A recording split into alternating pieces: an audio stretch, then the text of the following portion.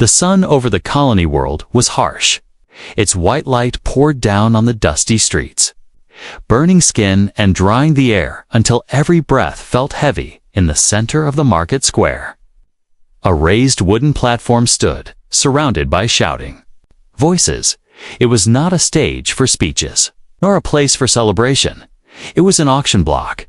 Sira stood there, her wrists bound by dull metal cuffs. Her skin was pale for her kind, almost gray from hunger. Her clothes were thin, torn at the edges, barely enough to protect against the wind. In her arms, she held a small bundle, a child. The little girl's head rested on her shoulder, dark hair tangled, cheeks hollow. The girl's name was Mira. She was too tired to cry, but her small hands clung to her mother's neck. The auctioneer was a large man with a voice like a whip.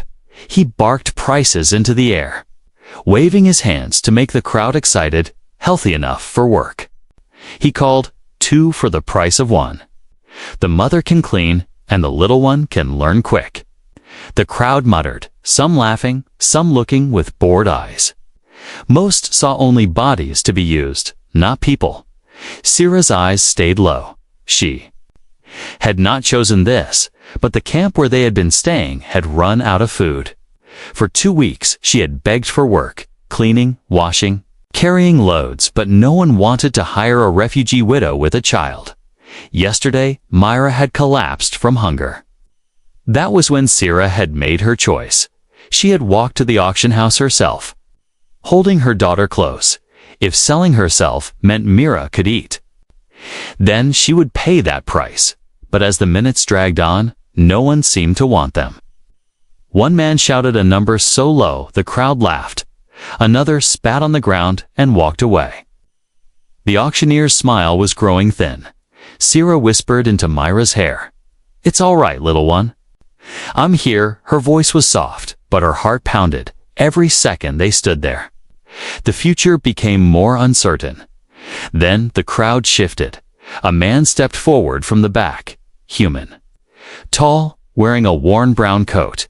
His hair was dark, his jaw unshaven, his eyes steady. He didn't shout a price. He simply walked to the edge of the platform and looked up at Sira. The auctioneer frowned. "You buying or staring, human?" The man's voice was calm. "I'll take them." The auctioneer grinned. "Finally. Name your price." The man's eyes didn't leave Sira's. "Whatever it takes," he said. Reaching into his coat for a pouch of coins, Sira's body tensed. She had seen men buy women before. She knew what usually came next. But when the man climbed onto the platform, he didn't grab her roughly or inspect her like property. He knelt in front of her so that his eyes were level with hers. "What's your name?" he asked. She hesitated. "Sira, and hers?" he asked, nodding toward the little girl. "Mira." He smiled faintly, as if testing how the names felt in his mouth. "All right, Sira, Mira. You're coming with me," the crowd murmured. A few laughed. Someone shouted, "Careful, human. That one will drain your credits." The man ignored them, pulling a folded coat from his bag and wrapping it around Sira's shoulders. The warmth of it felt strange after so long in the cold. They walked off the platform together. Sira stumbled once, unused to walking without the heavy chains of fear. The man slowed his pace so she could match him when they reached the edge of the market. He glanced down at Mira. "When's the last time you both ate?" Sira opened her mouth, but no words came. The truth was too painful to say aloud. He led them into a small food stall. The smell of warm bread and soup filled the air. Sira's stomach tightened painfully.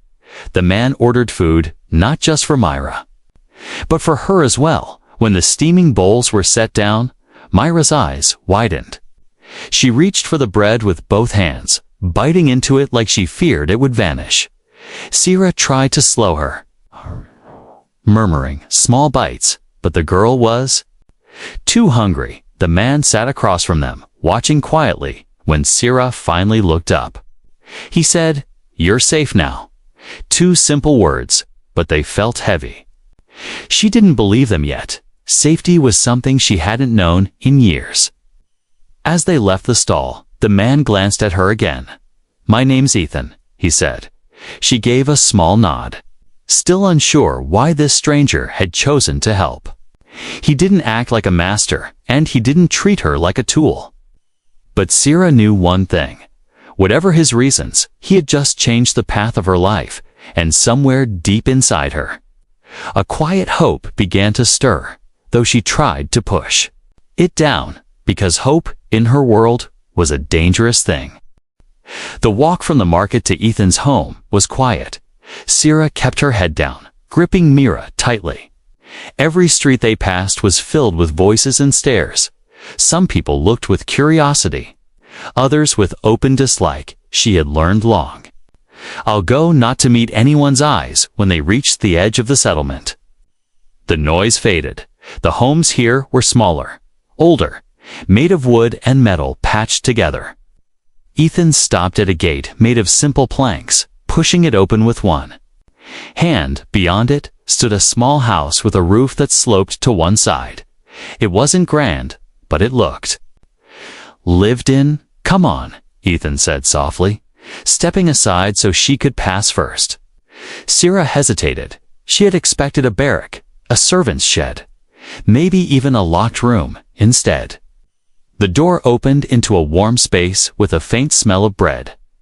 Sunlight spilled across a wooden floor, and a small table stood in the center.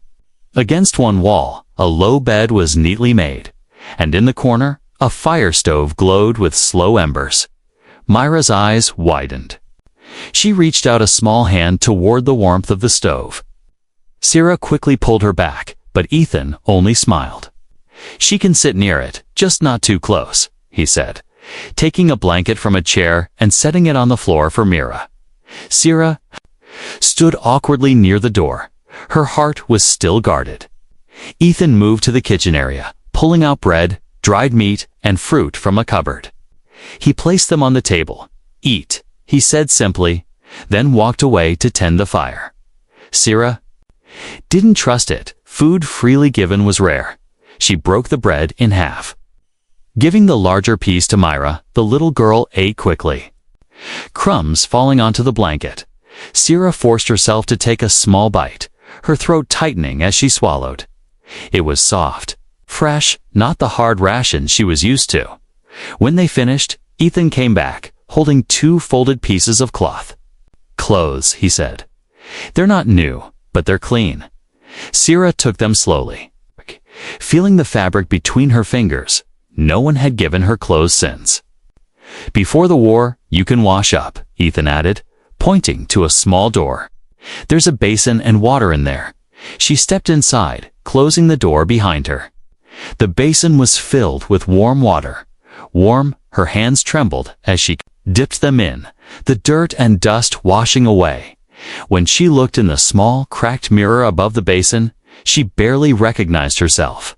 Her face looked sharper from hunger, her eyes too large. She took a deep breath, changed into the clean clothes, and stepped out.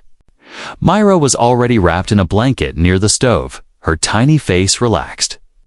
Ethan was sitting on the other side of the room, fixing a loose handle on a chair. Sierra stood there for a moment, unsure what to do. "You don't have to work tonight," Ethan said without looking up. "Rest. Both of you need it." She frowned slightly. "I should do something," she murmured. He finally looked at her, his expression calm but firm. "You've been running and fighting to survive for too long," he said. "Just breathe. There's time for work later." Sierra didn't know how to answer. She sat on the edge of the blanket beside Mira, pulling her close. The warmth from the stove seeped into her bones. Her eyes grew heavy, but she forced herself to stay awake. She didn't want to be caught off guard. Ethan seemed to sense her unease. "I know you don't trust me," he said quietly. "You don't have to yet." He returned to his chair, speaking without looking at her. "But I'm not going to hurt you." Or her Sierra's chest tightened. Words like that were easy to say, harder to prove. Still, she noticed something. He hadn't asked where she came from, what she could do for him, or how much work she could manage. That was unusual, dangerously unusual. As night fell, the outside world went silent. Ethan set a small lamp on the table, filling the room with a soft glow. "I'll sleep here," he said. Nodding to the chair, "You and Mira can have the bed." Sierra froze. A real bed. She hadn't slept in one since before the invasion. She carried Myra to the bed, tucking her in under a thick blanket.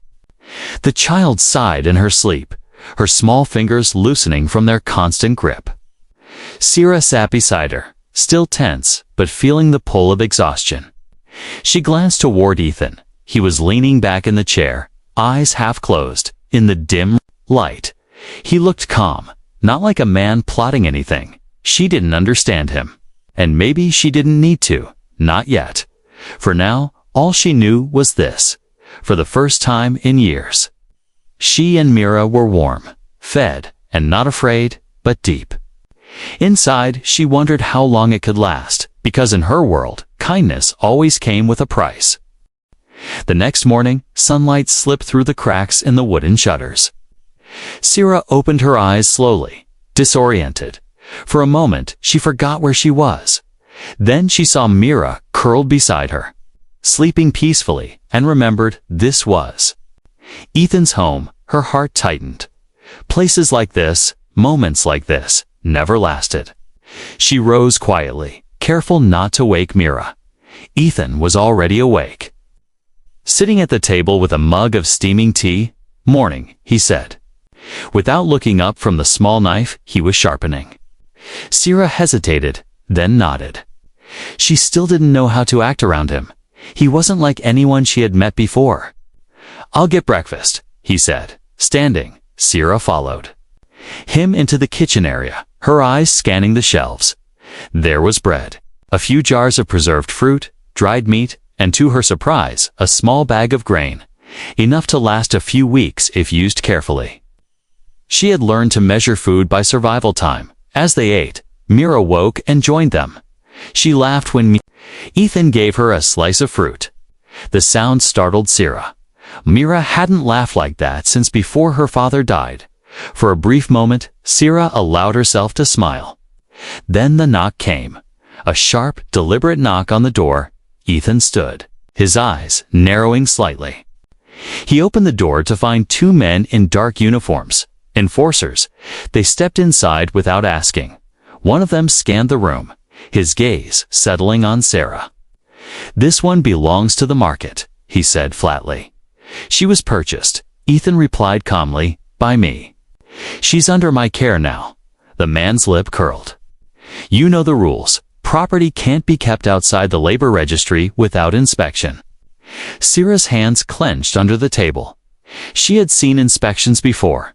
They were excuses to take people away, sometimes forever. Ethan stepped forward. Blocking their path, "She's not going anywhere," he said. The second enforcer leaned closer to Ethan, his voice low and threatening. "You think you can change? The way things work here, keep pushing, human. See what happens." They left without another word, but Sierra knew they'd be back. Her stomach twisted with fear. "You shouldn't risk this," she said when the door closed. "If they hurt you?" Ethan shook his head. "They won't hurt me, but they'll try to scare you. Don't let them." The day passed slowly. Sierra tried to busy herself by mending one of Mira's old dresses.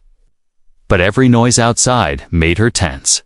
Her mind kept drifting back to the camps, the long lines, the cold nights, the faces of those who never returned. She had been a number once, a file in someone's records. Now she was in a warm house. But the past still clung to her like chains. That night, she woke from a nightmare. She was back in the camp, holding Mira's hand as guards shouted orders. In the dream, she tripped and fell. And when she looked up, Mira was gone. Sierra's own cry jolted her awake, her breath sharp and uneven. Ethan was standing in the doorway, a lamp in his hand. "You're safe," he said, his voice calm but firm. It was just a dream. She pressed a hand to her face, trying to hide her tears. But Myra had woken too, climbing into her lap. "Mommy, it's okay," the child whispered. Sierra wrapped her arms around her daughter, holding her as if she'd never let go again. The next few days, Sierra noticed something. Ethan never asked for her story, but he watched her closely. When she flinched at sudden noises, he would speak softly, grounding her in the moment.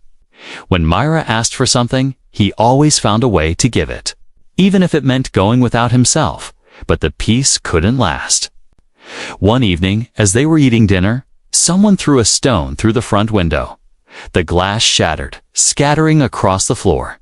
Myra screamed, and Sierra pulled her close instinctively. Ethan stood, scanning the street. But whoever did, it was already gone. Sierra's heart pounded. She knew this was a warning. She turned to Ethan, her voice low but urgent. "They're coming for us. You have to let us go." He shook his head immediately. "You're not going anywhere," he said. "This is your home now." "I don't care what they think." Sierra stared at him.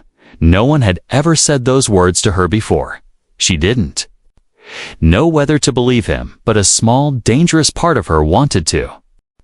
3 days passed without another stone, but the silence was worse than the noise. It felt like the air around the house was heavy, like a storm waiting to break. Sierra kept the curtains closed. Myra stayed near her at all times. Even Ethan, who usually worked outside, stayed closer to home. On the 4th morning, the knock came again. It wasn't the sharp, quick knock from before. This was slow, deliberate, and loud. Ethan stood up from the table. T's heart raced. Sierra's heart raced as he opened the door. This time, there were 3 enforcers. The one in front wore a dark coat with a red stripe, a sign of rank. "We've been patient," the man said, his voice smooth but cold. "Return the alien woman and her child to the market, and this will be the end of it." "She's not yours to take," Ethan replied. His voice was calm, but there was steel in it. "She belongs to herself, and she's staying here." The man's eyes narrowed. "That's not how it works, human," he said. "You think you can ignore the law because you feel sorry for her? People like her were made to serve." Myra hid behind Sierra's leg, peeking out with wide, frightened eyes. Sierra put a hand on her daughter's shoulder, trying to be steady, but her own legs felt weak. She had seen this before. Polite threats turning into brutal force. One of the enforcers stepped forward, smirking. "Or maybe you want to keep her for other reasons," he said, his voice dripping with mockery. Ethan's expression didn't change, but his hands curled into fists. "Get off my land," he said, each word slow and deliberate. The lead enforcer's smile faded. "You're making a mistake," he said. Then they turned and walked away. The sound of their boots on the dirt road was the only noise until the door closed. Sierra turned to Ethan, her voice trembling. "They'll be back with more men." "They always come back. Let them," Ethan said, moving to lock the door. "You and Myra are safe here. I'll make sure of it." That evening, Ethan began reinforcing the house. He added wooden bars to the windows, tightened the door hinges, and checked the locks. Sierra helped where she could, though her hands shook every time she heard footsteps outside. When night came, she couldn't sleep. Every creak of the house sounded like someone trying to get in. By the second night, the tension broke. It started with the sound of glass breaking in the back room. Ethan grabbed the iron rod he kept by the door and rushed toward the noise. Sierra pulled Myra into the corner, holding her close to shadows. Slipped through the broken window, Ethan swung the rod. Catching the first man in the arm, the second lunged forward, but Ethan blocked him. Shoving him back toward the window, the fight was quick and brutal. By the time it was over, both intruders had fled. Ethan stood in the broken glass, breathing hard. Sierra stared at him, shock in her eyes. "You could have been killed," she whispered. Ethan shook his head, wiping the blood from his knuckles. "No," he said.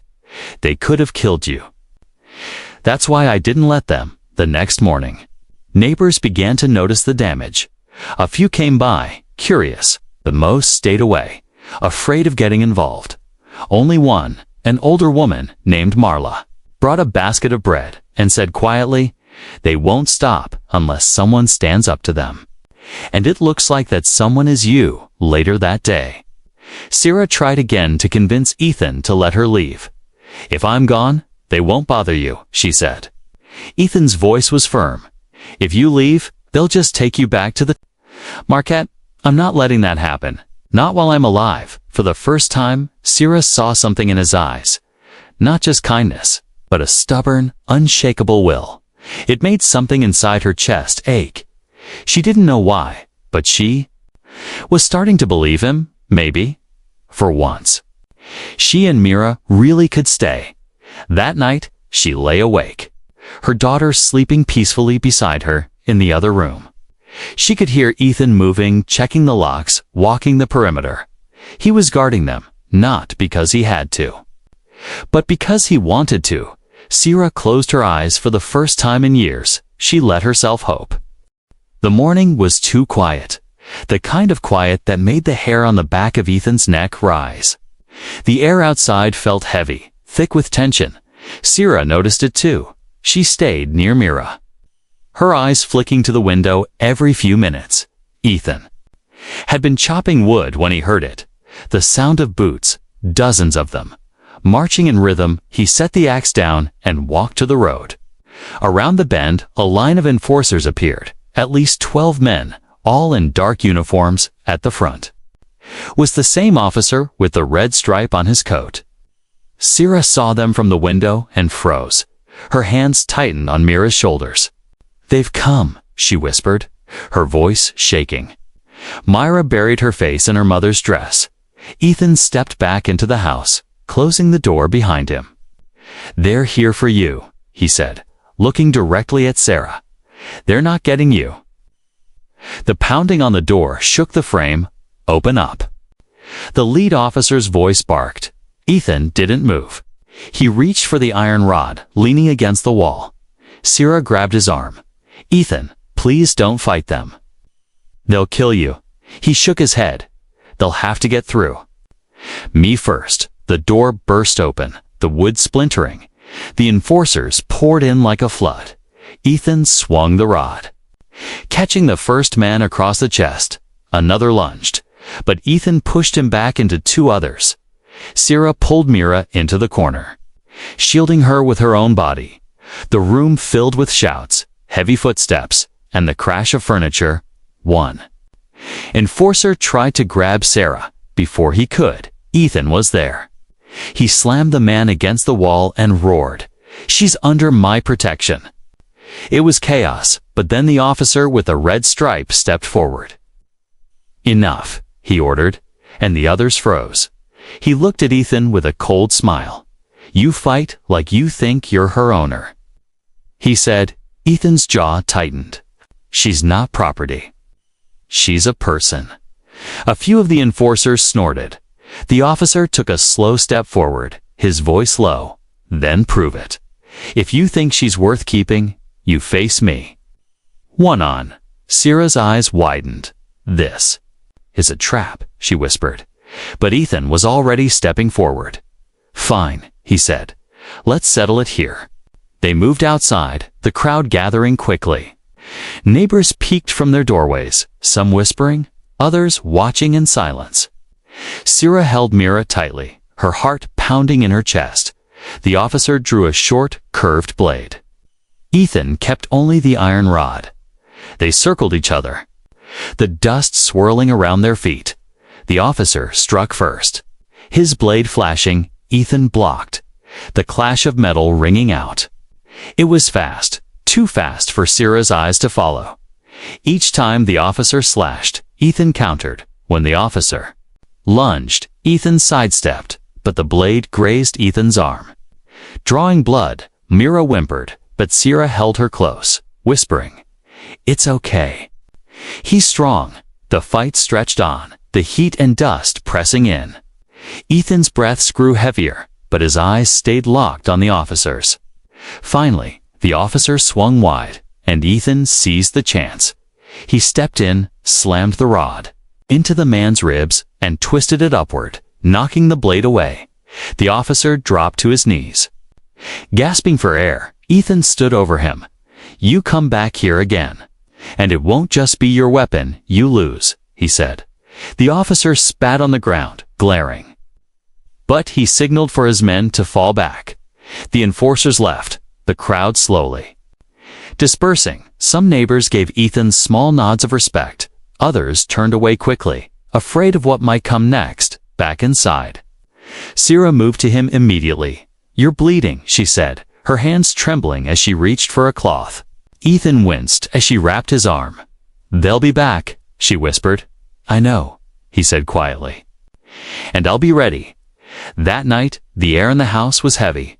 Mira slept in Sarah's lap. Clutching her hand, Ethan sat by the window, keeping watch. Sarah looked at him in the dim lamplight. He was tired, injured, but unshaken, and in that moment she realized something. He didn't just see her as someone to protect. He saw her as part of his life, maybe even family. The next 2 days were tense. The town seemed quieter than usual, but Sarah could feel eyes on her whenever she stepped outside. People whispered in corners, and doors closed quickly when she passed. Mira stayed close to her side, refusing to play in the yard anymore. Ethan didn't say much, but every night he checked the locks twice. He moved his tools closer to the door, ready for trouble. And he started keeping a loaded pulse rifle by the bed. On the third morning, a message came. It wasn't a knock this time. It was a folded paper pushed under the door. Ethan picked it up and read it silently. His face hardened. "They've given me an ultimatum," he said, his voice low. "They'll return in 3 days. If you're still here, they'll burn the house." Sarah froze. The words sank into her chest like ice. She wanted to say she could leave, to protect him. But the thought of returning to the market of Mira being taken from her made her stomach twist. "You can't fight 12 men with one rifle," she whispered. Ethan looked at her. "I won't have to," he said. "I know someone who can help." That afternoon, Ethan left town on foot. Sarah waited anxiously. Every sound outside made her flinch. Myra kept asking, "When will he be back?" And Sarah could only say, "Soon." It was well past sunset when Ethan returned. But he wasn't alone. 2 other men were with him, both rough-looking, both armed. "This is Kane and Rourke," Ethan said. "They're old friends. We worked together in the frontier wars. They know how to hold a line." Kane gave a small nod to Sarah. Rourke just grinned. "We heard you've been making enemies," he said. "Good. I get bored without a fight." That night, they planned. The house was too small to defend for long, so they decided to use the barn. It had thick walls, only 2 doors, and a loft with a clear view of the road. They would move supplies, their food, water, ammunition, and weight. Sarah helped carry what she could, but more than once she caught Kane and Rourke watching her with curious eyes. Not unkind, just different, like they were trying to understand why Ethan was risking so much for her. When night fell, Ethan found her sitting on the barn steps, looking at the stars.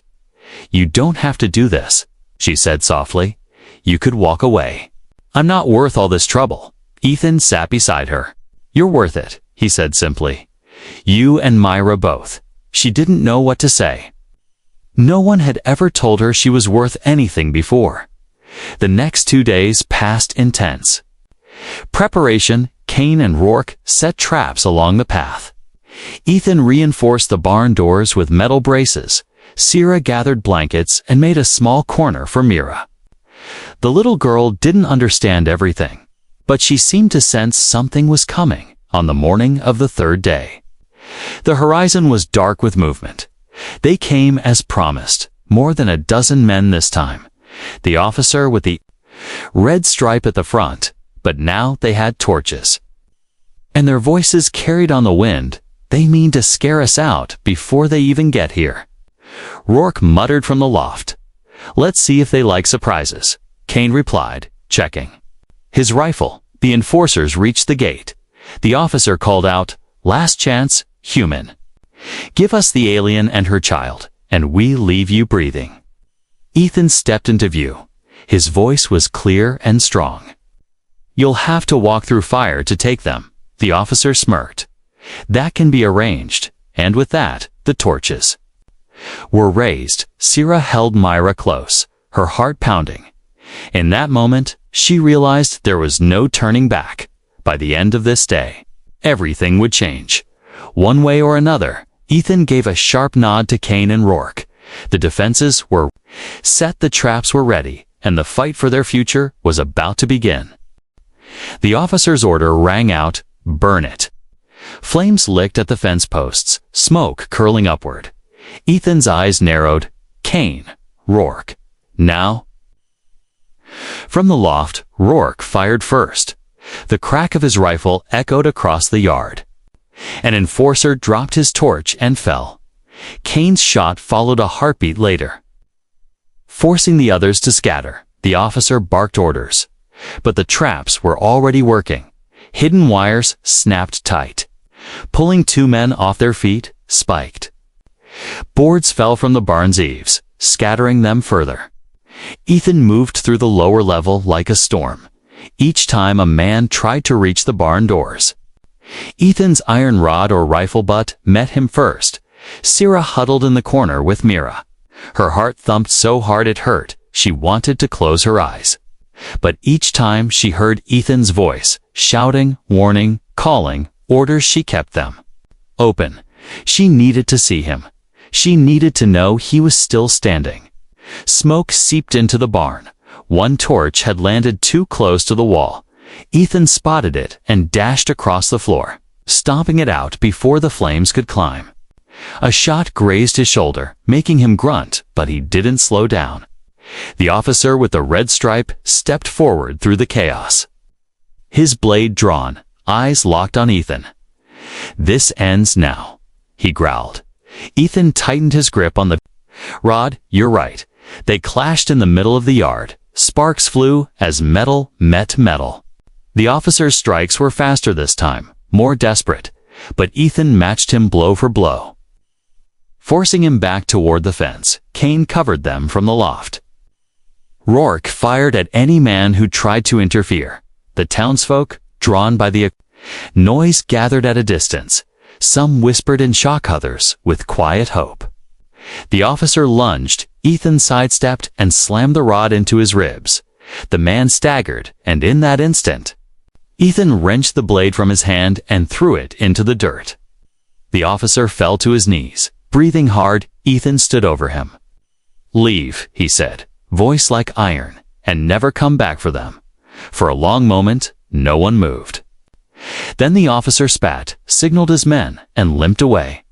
The others followed, dragging their wounded with them. The sound of retreating boots faded into the distance. Silence fell. The air was thick with smoke. The barn smelling of burnt wood and gunpowder. Sierra rose slowly, still holding Myra. When Ethan turned toward her, she ran the last few steps and wrapped her arms around him. "You're hurt," she whispered. "I'm fine," he said softly, though blood ran down his arm. He looked at her and Mira, and something unspoken passed between them. It wasn't just relief, was a promise. Kane and Rourke came down from the loft, both grinning. Tiredly. "Not bad for a day's work," Rourke muttered. Kane nodded toward Sarah. "She's safe. That's what matters." The townsfolk began to drift away. Some gave Ethan nods of respect. Others kept their distance. But no one spoke against him now. They had seen what he was willing to do. Over the next days, life slowly returned to a strange sort of normal. The barn was repaired. Ethan's wounds healed. Kane and Rourke eventually moved on, promising to return if trouble came again. One evening, Sierra sat by the fire with Mira, asleep in her lap. Ethan was mending a chair when Sierra spoke quietly. there's something I haven't told you." Ethan looked up. Sierra took a breath. "I'm not just Mira's mother," she said. "I'm carrying more children." 3. Ethan blinked. "Triplets." She nodded, a small, shy smile tugging at her lips. "They're all I have left from my world." Her voice trembled, I thought. "I would lose them before they were even born. Until you," Ethan set the chair aside, his gaze steady. "Then we'll make sure they're born safe." All of them. Months later, the barn was warmer than it had ever been. Sierra lay resting, exhausted but smiling beside her, 3 tiny, wriggling bundles. Mira peered at them with wide eyes, then looked up at Ethan. "Do they have a dad?" she asked softly. Ethan glanced at Sierra. She smiled faintly and whispered, "They do now." From that day on, the triplets would grow up never knowing hunger, cold, or fear. And whenever anyone in the village asked who they belonged to, they would all answer proudly, "They're Ethan's kids." The man who had once been just a stranger to a desperate alien mother had become something far more. Not by blood, but by choice. And sometimes that choice meant more than anything else in the universe.